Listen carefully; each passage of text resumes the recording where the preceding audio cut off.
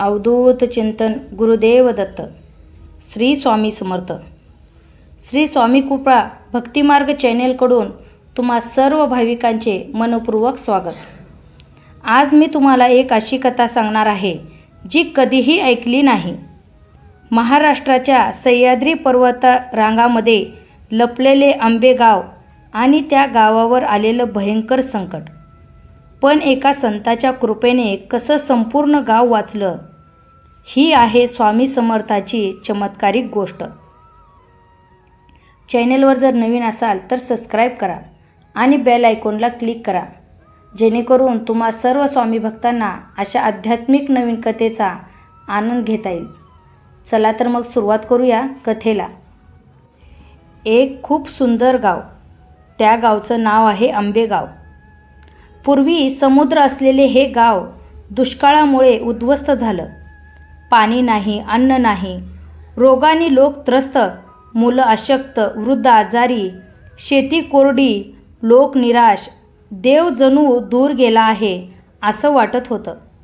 दररोज मंदिरात प्रार्थना करत लोक थकून गेले होते, पण त्यांना अजूनही आशा होती, कदाचित कुणीतरी मदत करेल. एके दिवशी गावातील वयोवृद्धांनी ठरवलं, आपण जंगलात जाऊन स्वामी समर्थांचा शोध घेऊया. स्त्रिया, पुरुष आणि तरुण मिळून अनेक दिवस चालत गेले. शेवटी एका टेकडीच्या पायथ्याशी त्यांना तेजस्वी करुणामय चेहऱ्याने ध्यानस्थ बसलेले स्वामी समर्थ दिसले. गावकरी त्यांच्या चरणी नतमस्तक झाले. डोळ्यातून अश्रू, मनात वेदना. महाराज, आमच्या गाव संपत चाललंय, आम्हाला वाचवा. स्वामी समर्थांनी हसून त्यांना पाहिलं आणि शांत स्वरात म्हणाले, घाबरू नका.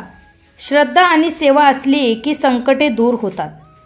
तेव्हा त्यांनी एका लाकडी काठीने जमिनीवर टिचकी मारली आणि त्या ठिकाणाहून गोड झऱ्यासारखं पाणी वाहू लागलं. गावकरी थक्क झाले. हे पाणी आमच्यासाठी आहे, स्वामी समर्थ म्हणाले. हे पाणी जपा, सेवा करा, एकमेकावर प्रेम ठेवा आणि दररोज जप करा. श्री स्वामी समर्थ. गावात परतल्यावर लोकांनी सेवा सुरू केली. झऱ्याचे पाणी प्रत्येक घरापर्यंत पोहोचवले. आजारी लोकांसाठी औषध तयार केले. गाव स्वच्छ केले आणि दर संध्याकाळी एकत्र येऊन स्वामी समर्थांचा जप सुरू केला. हळूहळू रोग नाहीसे झाले. शेती हिरवी झाली आणि पाऊस वेळेवर पडू लागला. लोक पुन्हा आनंदाने जगू लागले. काही महिन्यांनी गावकरी टेकडीवर जाऊन स्वामी समर्थांचे दर्शन घेतले आणि विचारलं, महाराज, हा चमत्कार कसा घडला? तेव्हा स्वामी हसून म्हणाले, चमत्कार बाहेर नाही, तो तुमच्या मनात असतो. जेव्हा तुम्ही सेवा करता, प्रेम ठेवता आणि विश्वास ठेवता, तेव्हा निसर्ग आणि देव तुमच्यासोबत उभे राहतात. ते पुढे म्हणाले, मन शांत ठेवा, भीती दूर करा आणि दररोज जप करा. आज आंबेगाव हे सेवा आणि श्रद्धेचे उदाहरण आहे. झरा अजून वाहतोय, प्रत्येक घरात दिवा पेटलेला आहे आणि लोक प्रेमाने एकत्र राहतात. संकट आले तरी आशा सोडू नका. सेवा आणि प्रेम हीच खरी पूजा. श्री स्वामी समर्थ या जपाने मन शांत होतं आणि जीवन बदलतं. ही कथा आपल्याला शिकवते, संकट आलं तरी आशा सोडू नका. सेवा आणि श्रद्धेने जीवनात चमत्कार घडू शकतो. चला आता आपण एकत्र जप करूया. श्री स्वामी समर्थ, श्री स्वामी समर्थ, श्री स्वामी समर्थ.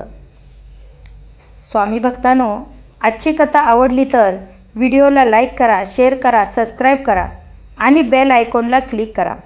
कमेंटमध्ये श्री स्वामी समर्थ लिहायला विसरू नका. चला तर मग परत भेटूया अशा आध्यात्मिक नवीन कथेसोबत. तोपर्यंत श्री स्वामी समर्थ. जय जय स्वामी समर्थ.